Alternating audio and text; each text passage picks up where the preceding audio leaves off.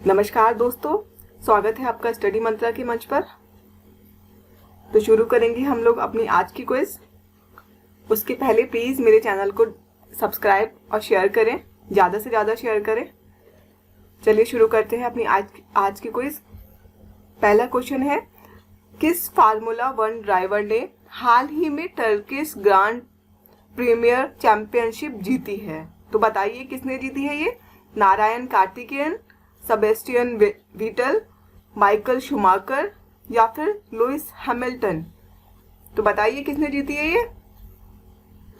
ये आपका Lewis Hamilton ने जीता है। इसका सही उत्तर होगा लुइस हैमिल्टन।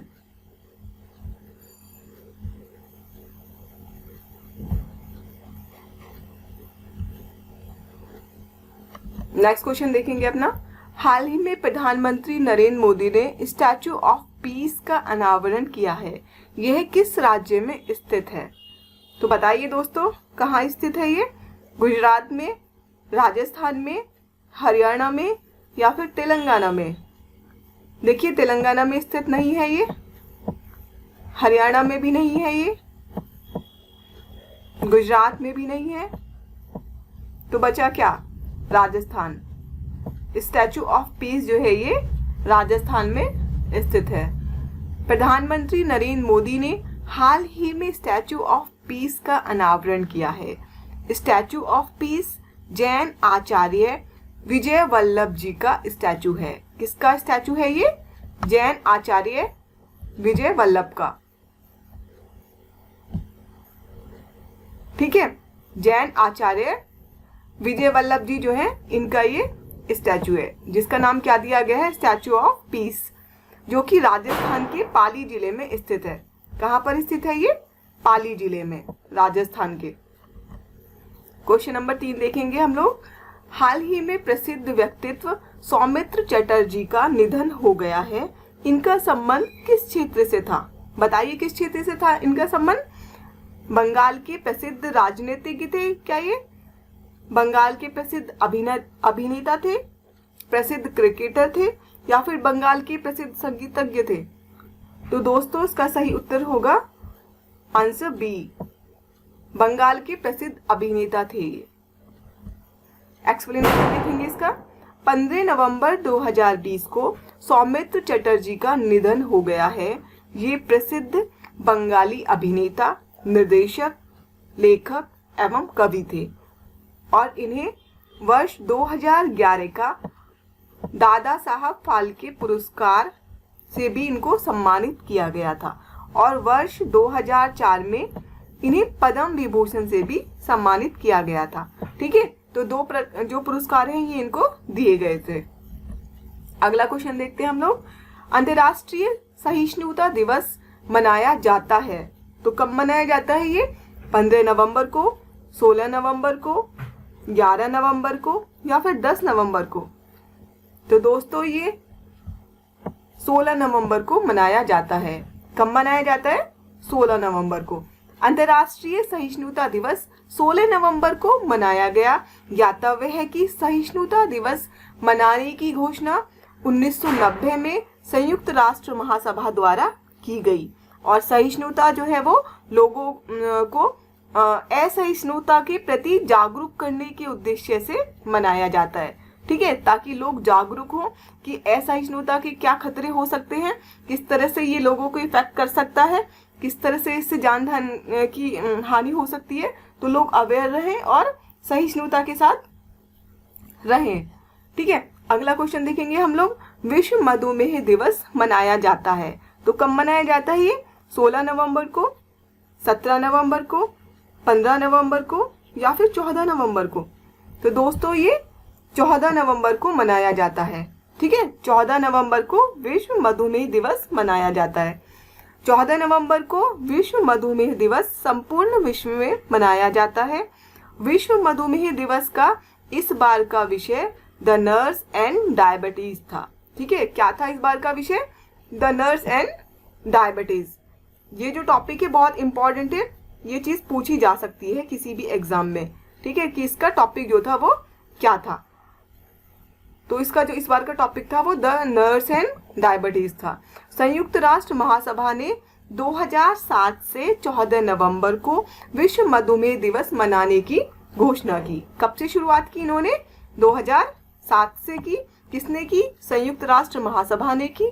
और क्योंकि 14 नवंबर को डॉक्टर फ्रेडरिक ग्रांट बैंटिंग, ठीक है, कौन? डॉक्टर फ्रेडरिक ग्रांट बैंटिंग के जन्म दिवस के अवसर पर विश्व मधुमेह दिवस मनाया जाता है।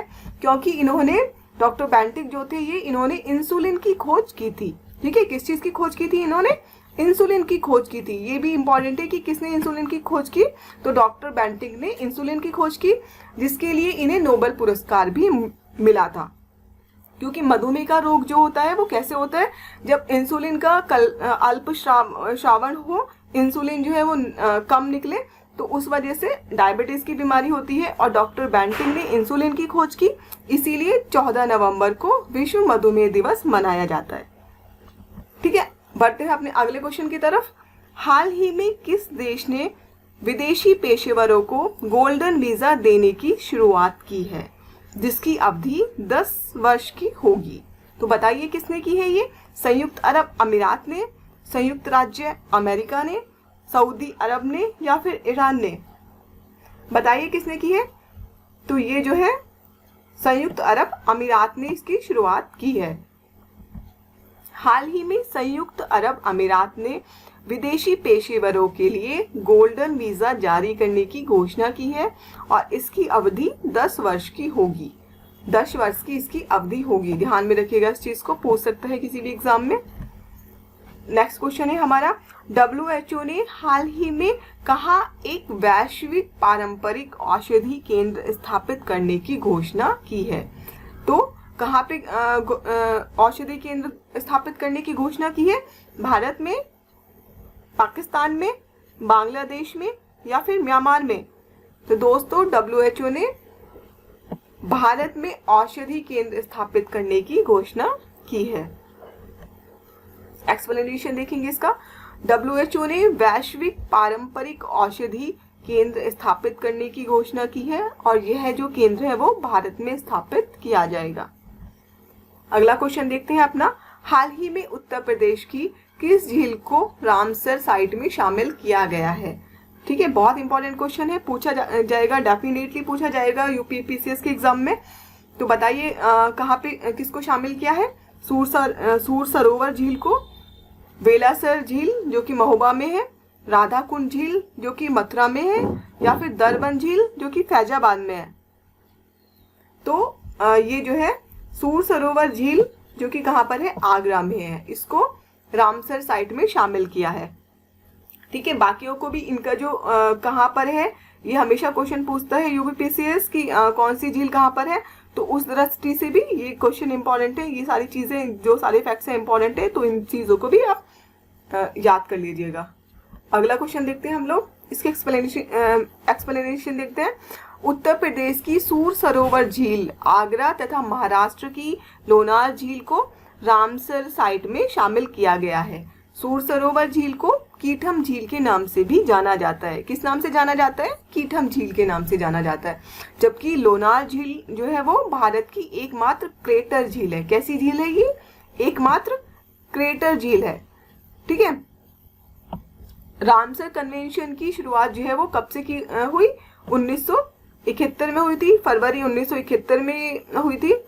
और 2 फरवरी को जो है विश्व वेटलैंड डे भी मनाया जाता है हमारा। और रामसर कन्वेंशन का उद्देश्य अंतर्राष्ट्रीय महत्व की आर्द्र भूमि क्षेत्रों को संरक्षित करना है। अगला क्वेश्चन देखेंगे हम लोग। हाल ही में किस देश ने दुनिया का पहला 6G उपग्रह लॉन्च किया है? तो बताइए किसने किया है ये? चीन ने किया है, जापान ने किया है, जर्मनी ने, या फिर संयुक्त राज्य अमेरिका ने? तो दोस्तों ये चीन ने लॉन्च किया है। हाल ही में चीन ने पहला 6G उपग्रह लॉन्च किया है। चीन ने अपना यह उपग्रह साक्षी प्रांत, कई बार पूछ लेता है ये चीज भी कि कहाँ से क्या चीज लॉन्च हुई है, तो ये साक्षी प्रांत जो है चीन का, वहां से इन्होंने इसको लॉन्च किया है।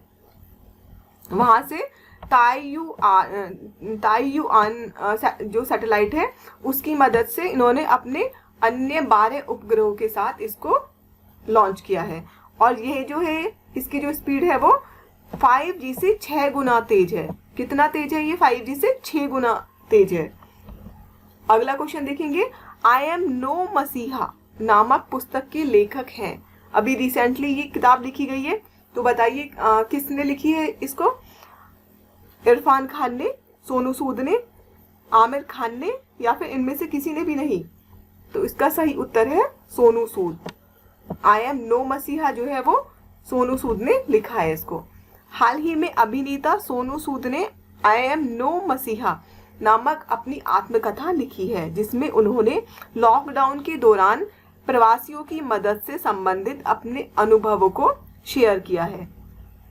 तो इसी के साथ आपकी आज की क्विज समाप्त होती है। Thank you so much.